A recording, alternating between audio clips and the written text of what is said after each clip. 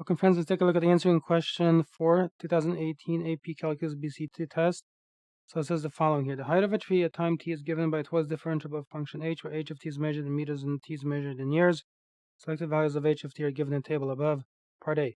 Use the data in the table to estimate h prime of 6 using correct units. Interpret the meaning of h prime of 6 in the context of the problem. So take a look. First of all, if you look up there at the table, to estimate h prime of 6, you need to go between 5 and 7. So 6 would be about here.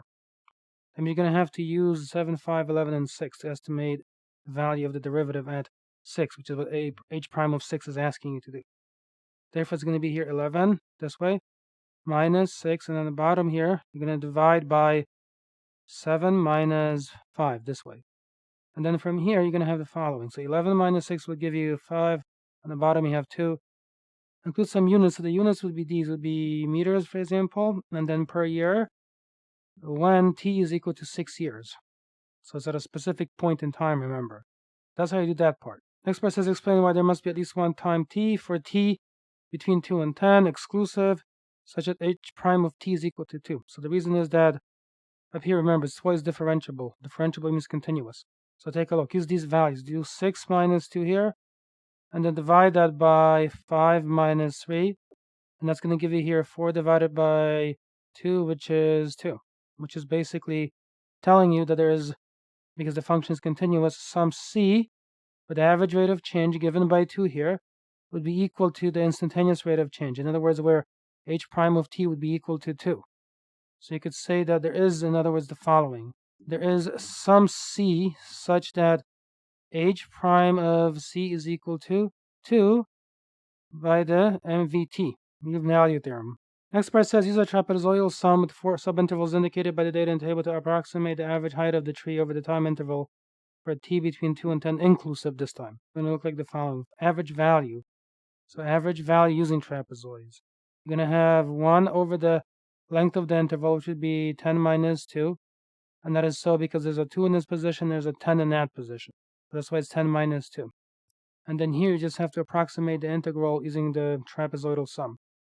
So for the first two values, it's going to look like the following. You're going to do a fraction, then you're going to do 2 plus 1, 5. You're going to divide that by 2. And this is 1.5 rather. That just represents the height on the left side, the height on the right side, and then you divide that by 2, that's the average, and then you multiply by the base, so to speak, which in this case actually would be just 1. The reason is that you see from here to here, this is equal to 1 unit. Right here, that's 1. Okay. And then you're going to have to continue with this sum formation. So plus, now look at the next one here. I'm going to move this over a little bit like this. Okay, so it's going to go from 3 to 5. That's a space of 2 this time, not 1 anymore. So that's 2. And then on the right side, it's 6. On the left side, it's 2. So you average those out, and then you multiply by 2. Therefore, here, you're going to do the following. As a fraction, it's going to be 2 plus 6, and then divide that by 2, and then multiply that by 2, and then continue. Now, in the picture here, move on to the next one. So as you can see, from 5 to 7 is again equal to 2 in terms of the spacing there. Right side has a height of 11, the other one 6. Average those out and multiply by 2.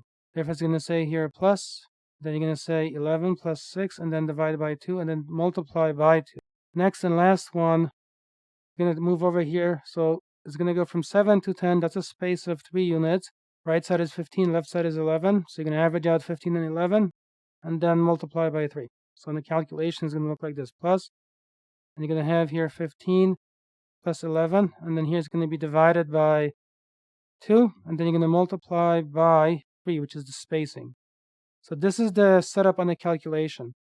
However you choose to do this, for example, you can work this out by hand, but when you do actually work it out, it gives you a value here as follows of 8.219, and that's a pretty good approximation to the value. The last part is the most extensive. It says the height of the tree in meters can also be modeled by the function g given by g of x equals 100x over 1 plus x, where x is the diameter of the base of the tree in meters. When the tree is 50 meters tall, the diameter of the base of the tree is increasing at a rate of 0.03 meter per year. According to this model, what is the rate of change of the height of the tree with respect to time in meters per year at the time when the tree is 50 meters tall? So first of all, what I have to do is just solve. I'm going to do here 50 is equal to, I will say after that 100 and then x, and then divide here by 1 plus x. So I need to find the x that makes this equal to 50. So here what you can do is just cross multiply. So it's basically 50 times 1 plus x here is equal to 100x. Distribute on the left-hand side, so it's 50 plus 50x, and then it's equal to 100x. Move the 50x to the right side through subtraction, so it's going to be 50 is equal to 50x, and then divided by 50, so x will be equal to 1. According to this model, what is the rate of change of the height of the tree with respect to time in meters per year at the time when the tree is 50 meters tall? So we know when the tree is 50 meters tall that x equals 1. That means that the diameter is 1. Then you just have to differentiate this. It's going to be like this. You're going to differentiate with respect to t, essentially. G of x of t. So x of t is the inside function, and the g is the outside. So by the chain rule, remember, this is g prime of x of t, and you're going to multiply here by dx and then dt. So when you carry this out, it's going to look like the following, essentially. The derivative of the outside is, you got to differentiate this expression right here. It's the 100x divided by 1 plus x. And then you're going to have to multiply by the derivative of the inside, dx dt. But dx dt is given to us. If you look question carefully, it says when the tree is increasing at a rate of diameter of the base right here. That's what x says. So you know that value. Here you can put 0.03. So you just differentiate the other piece. So it's going to be the following. By the quotient rule. Remember, it's low d high minus high d low over low squared. So low would be this. 1 plus x. The derivative of the high one is 100 minus.